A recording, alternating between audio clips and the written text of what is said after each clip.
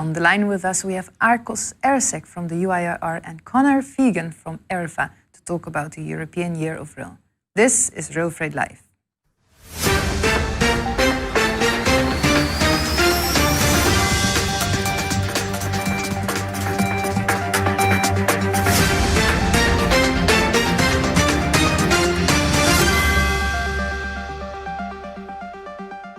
It is 15 January of 2021 and it's the first broadcast of the new year.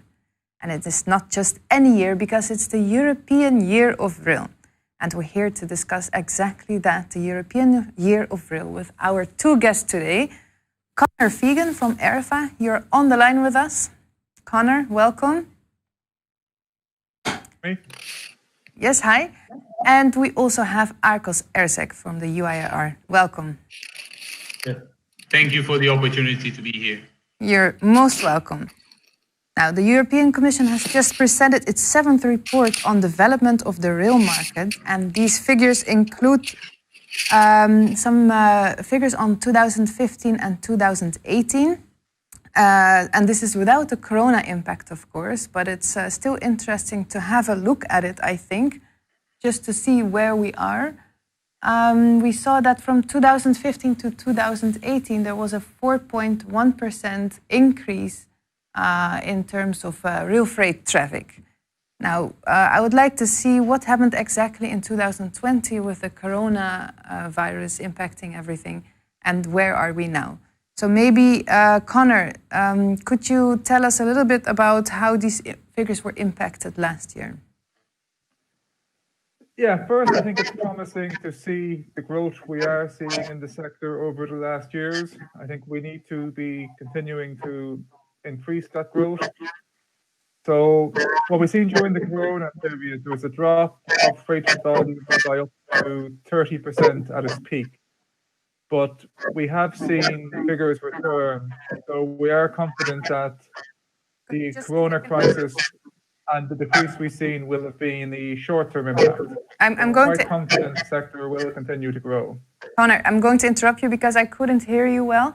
Could it be that you have your sound on somewhere? Because we kind of hear you double. Could you say something again? Can you hear it better now? No, there's a strange echo. Maybe Arcos? Could you mute yourself? Yep, I can do that. I can to see if that helps. And could you say something now, Connor? Can you hear me better now? Yes, that's much better. So, Arcos, when we turn to you, we unmute you and we'll work in this way. Connor, could you repeat, please, what you just said? Okay, no problem. So, the first point is, I think we're seeing positive growth, but we need, even though the 4.1% increase is positive, you'll also notice in the report the actual modal share of rail freight has decreased by 0.1%. So even though it's positive, we are experiencing growth, we need to be increasing that growth still further. During the COVID pandemic, we've seen a decrease of up to 30% at the peak, but these figures did return to quite normal levels, so we've seen a small decrease. But normal levels? We feel this is a temporary measure we've had to deal with, and we are confident the sector will continue to grow going forward. Yeah, and what do you mean by normal levels? So what would have been expected figures for 2020? So, of course, we would have expected marginal growth in 2020. What we've seen was a decrease in freight volumes handled. Right. So if you would draw the line further towards 2020, you would see the growth as we expected it, or? Well, let's say in 2019, we had anticipated we would have had growth in 2020. That did not materialize due to the pandemic. Yeah. But the loss in freight that we experienced was not similar to, let's say, what was experienced in passenger traffic. Yeah. Okay. That is good to hear, I think. That is relatively good news. Arcos, how was this for the combined transport sector? Because you recently published some figures in which you show that between 2017 and 2019, the figures on combined transport traffic increased by 50%. This is quite impressive. How has this been impacted by the coronavirus? Yes, so combined transport, intermodal rail in this context has shown some a stronger dynamic than total rail freight. As a matter of fact, over the past 10 years, or a little bit more than 10 years, the intermodal rail or intermodal trains have turned from every third freight train to every second freight train. So there's a strong dynamic under the surface, and of course this is hard work, and it reflects the increased interest of the economy to turn towards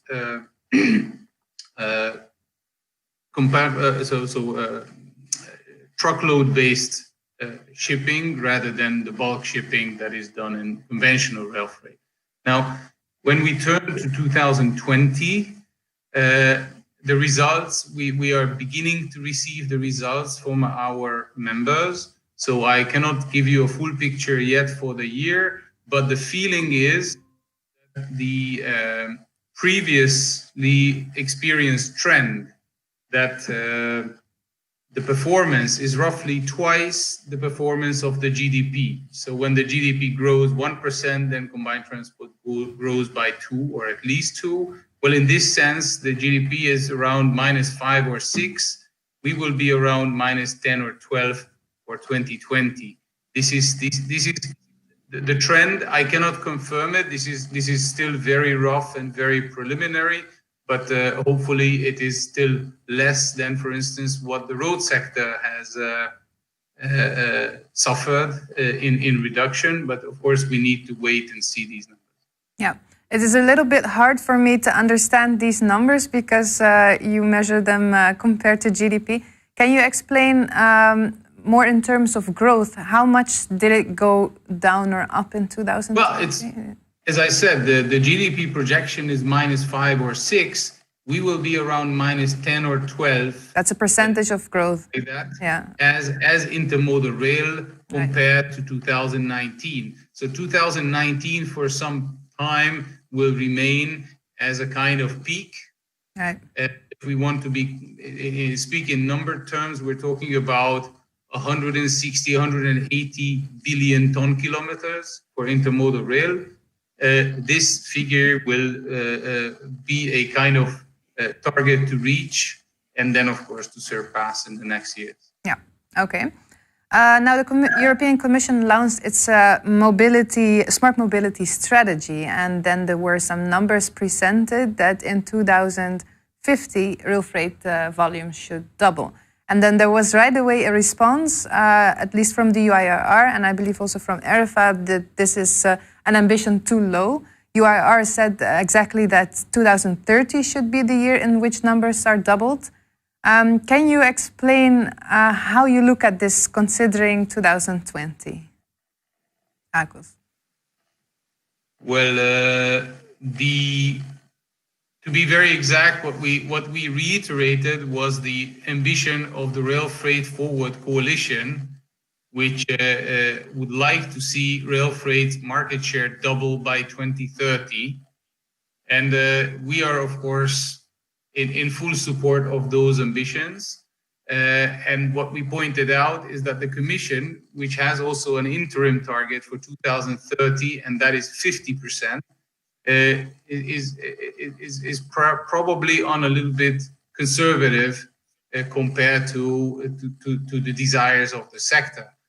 Of course, 50% growth in rail freight, if I project it on to combined transport and intermodal rail freight, would mean a near doubling of our performance, because there's of course not a lot of commodities, of bulk commodities for conventional rail freight. So really most of the growth would need to come from intermodal rail.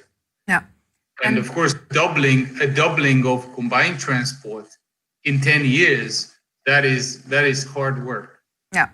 Connor, how do you look at this? Do you think it is possible to have rail freight volumes double by 2030?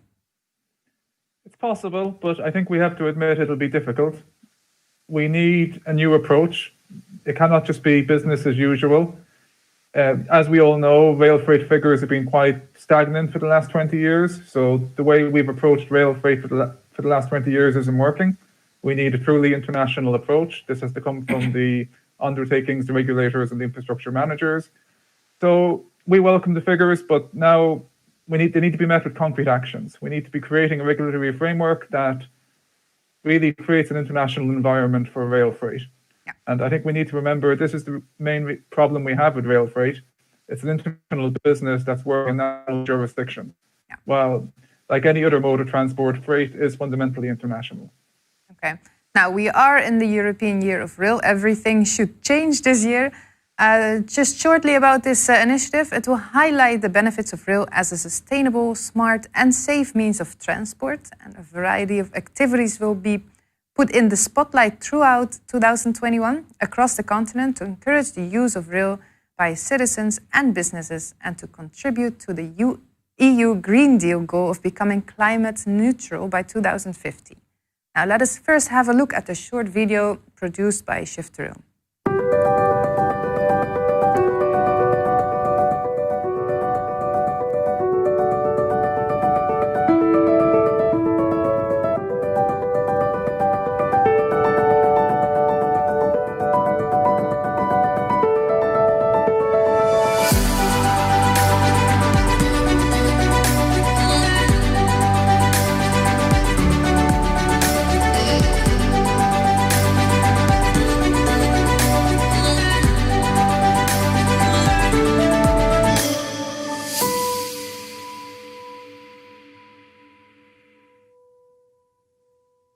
Now, as you saw, there was a lot of focus on passengers, but of course it is also focused on freight. And there are several measures that should have some specific focus according to Connor and Akos. I've taken some out. Let's start with you, Connor. You mentioned earlier that there should be concern about the fact that the non-incumbents are representing only 31% of share on the market. Why is that a problem? It's not that it's a problem, it's actually a good thing. So the figures now, according to the Commission's market analysis, is that 42% of the market is non-national incumbents and 31% is non-incumbents, meaning they're not the incumbent operator in any country. So why we point this out, we need to be aware when we're talking about support measures that any bilateral support measures have a huge potential to undermine the competition in the market, because in many member states, the incumbent operator only accounts for around half of the market.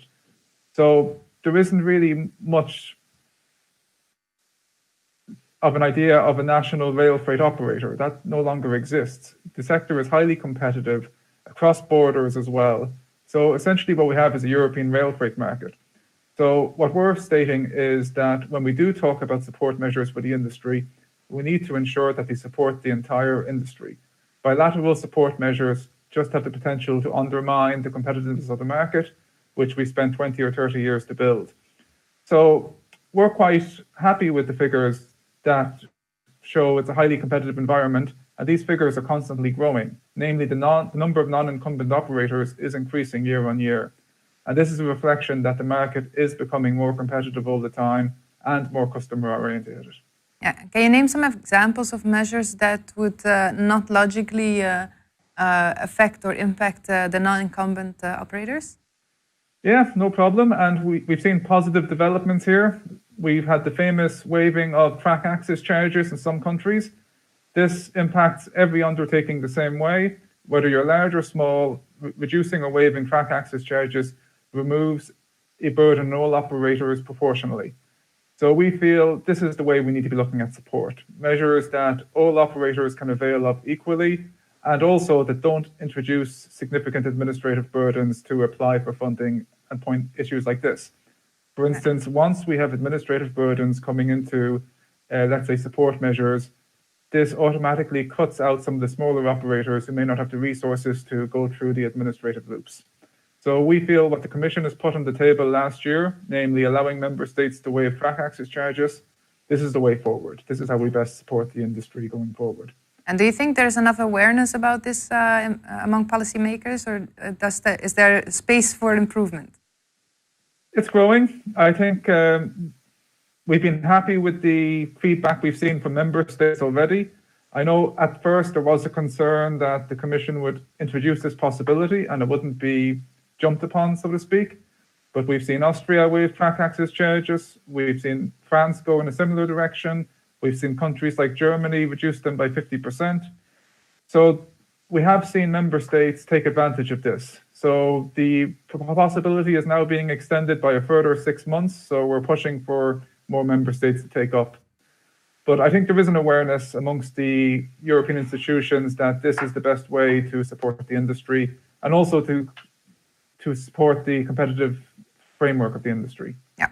Now, track access charges was exactly the topic I wanted to raise secondly. It has been extended with 6 months. Can I ask you, Akos, do you think these 6 months are enough? Well, of course, I cannot say it's enough, but it's a gradual process. And the regulation that is applied here is a possibility to reduce completely to zero. Even before the regulation, it was possible to reduce 50% because Germany, Austria did the measures before the regulation came to effect. But in order to support the sector, there's one other thing that can be done on a short notice, and this refers to the quality performance of rail freight and freight traction in particular. What we have seen in the course of 2020 to be also positive, not only a decline in volumes, is that punctuality of rail freight has skyrocketed as passenger trains disappear from the network, and in some instances, poorly performing relations where our members reported not more than 50% punctuality suddenly delivered 80-90% punctuality performance, and there's nothing can be done more to promote intermodal rail than to show that it can be as punctual as trucking, if not more. And even with the reappearance of passenger trains, we see that the punctuality is still around 70%, which is a figure that was much higher than we saw before the crisis. So in this sense, I think it shows that if there is an attention to punctuality and to traffic management, it can be done. And there has to be greater efforts made by the infrastructure managers, both in terms of designing train paths and in terms of traffic management to continue delivering this strong performance. And then we will be stronger, even, of course, not without access charges, but with the track access charges, but also better business performance. Yeah, now the 70%, that is a very interesting number. Is that a new figure that was presented? Yes, this figure is again the data provision of our members. So UIRR has 40 members. We cover a little bit more than half of the European intermodal sector. And the intermodal operators, of course, very keenly follow the punctuality, the performance statistics, and they regularly report it to UIRR. This is, again, not a full reporting because we just started to collect the statistics of 2020, but it's probably a better quality figure than the decline number that I quoted in my earlier statement. Yeah, and how come that it is now possible to have that high punctuality even after the passenger trains coming back? Sorry, I wouldn't call 70% high punctuality, but it's a better punctuality. And unfortunately, I cannot answer your question. I will look for the answer myself. And this will be the analysis that follows the collection of the statistics. We will have to understand what happened. But what is certain is that it can be done. And it's now empirically proven that it can be done. It has been done, and it should continue in the future. And we will need to identify the factors that resulted in this improved performance, which I wouldn't call high performance yet, but it's the right direction. Yeah, because that same report that I referred to in the beginning, the 7th report of the European Commission on Rail Development, it also mentioned that the congestion on rail tracks has doubled in this period, and that, as we all know, rail freight never gets the priority. Those things are very concerning. So do you think it is possible to keep up with this punctuality or even improve it under these circumstances? Connor, maybe you can answer that question.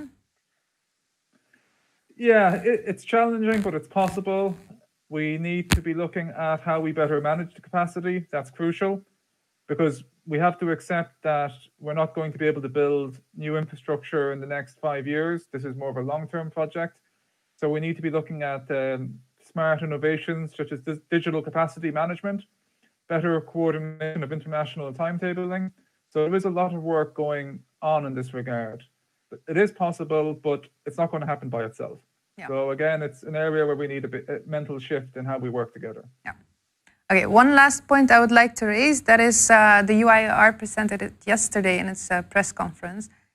It's concerned that Mobility Package 1 will lead to an 8% decrease of combined transport volumes. How so, Arcos?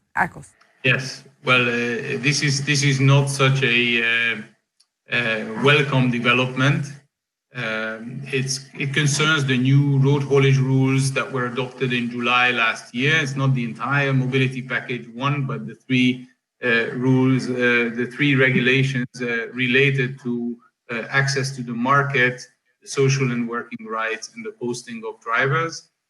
And no one has done a comprehensive impact assessment of the particular legislative solution found by the European lawmaker on combined transport, partially because there are two measures that were not included in the original legislation, and partially because the particular tweaks and finalizations of these pieces of legislation were not looked at in this manner. So we hired a consultancy, and they have designed a study based on deep interviews with 20 market participants, as well as complemented by analysis of statistics.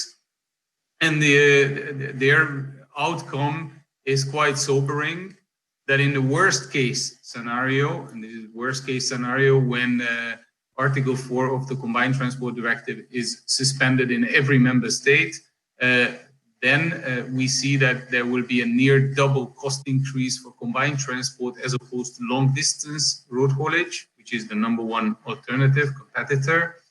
And as a consequence, we fear, or the projection is about an 8% reverse modal shift from combined transport back to road. Of course, there's a lot to do because these new legislation only come into effect a year from now. And UIRR will conduct a campaign towards the member states, explaining the effect of these measures, and also pointing to alternatives, how the desired objectives can be achieved without turning combined transport into a collateral damage of these improvements on the road sector. Yeah. Okay. Very interesting developments. We have a full year to go, so maybe we have an assessment later on to see how it's going. I would like to thank you very much for joining, both of you. Thank you. No problem. Thank you. And see you again. Yes. Thank you. Bye. Bye. The year of rail may be a unifying force for Europe, but there is one country that has chosen to go alone in 2021, and that is, of course, the UK. Now, we're joined by our correspondent in the UK, Simon Walton. Simon, are you with us? Can you say something again? Yes, good afternoon. Yes, we hear you now. Thank you very much for being here. And maybe you can let us know how it's going since you have divorced from the EU. How is life in the UK? Well, I think in terms of rail, it's not so much a divorce, it's more a separation with visiting rights. For the UK, Brexit could be a good thing. I look at road transport, and you may well know that road hauliers need a permit to enter the administration of Kent, the part of the UK that borders onto the the Channel ports, and it's making life very difficult for road hauliers to move goods in and out of the UK. You possibly know that a couple of logistics companies have actually stopped UK deliveries temporarily, simply because of the bureaucratic overload that they're experiencing. It's frankly, they've called it a nightmare. There have already been moves to take business away from the Channel ports to places like Liverpool, which are rail connected, and in some cases closer to the final destination terminals within the UK. And rail transport from Liverpool is growing considerably at the moment. But that's not the only thing that's happening. Britain's a divided country. Not everyone said they wanted to exit. Not everyone said they wanted to remain.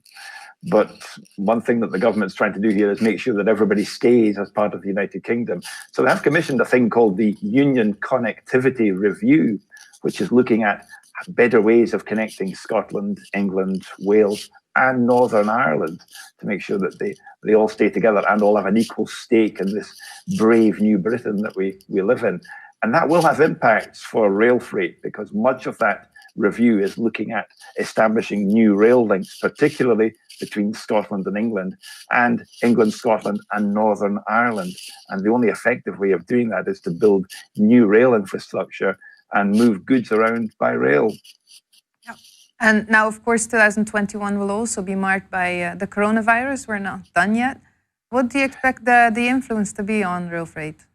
I still think it will be huge. Britain came to rely very heavily on its rail freight, particularly for the movement of essential goods, simply getting food around the country during the initial lockdowns.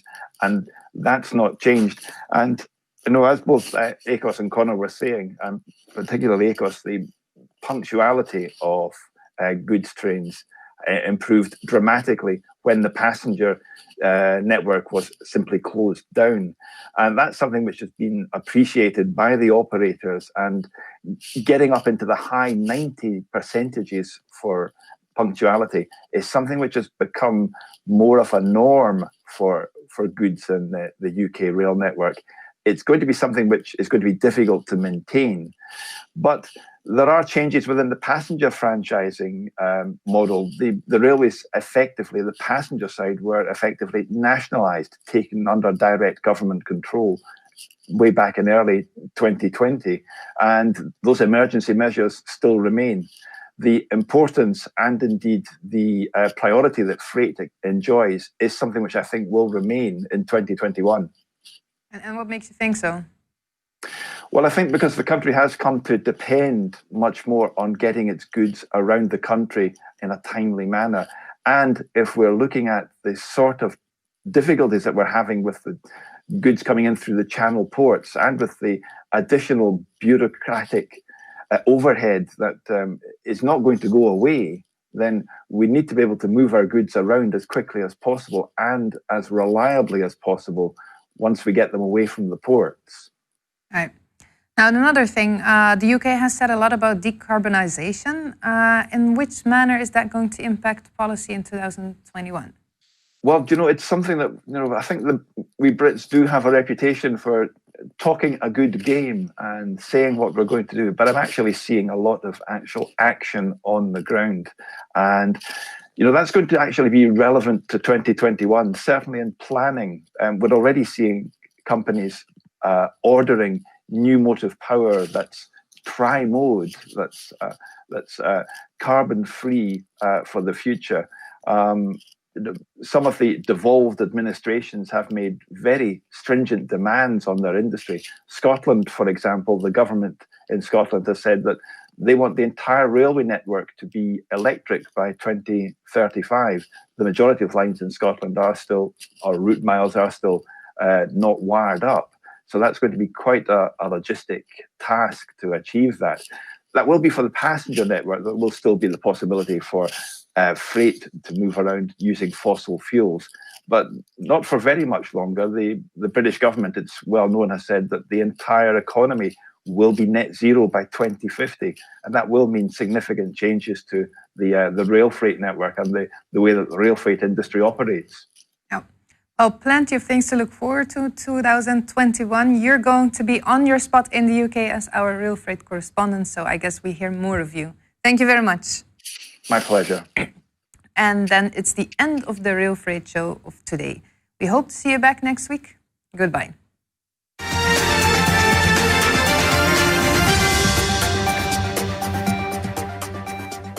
En ook u kunt hier zitten, want deze coronaproof studio is te huur voor uw congres, vergadering of webinar. We hebben alle techniek in huis om u hierbij te helpen. Kijk voor meer informatie op promedia.nl. Ik zie u graag in onze studio.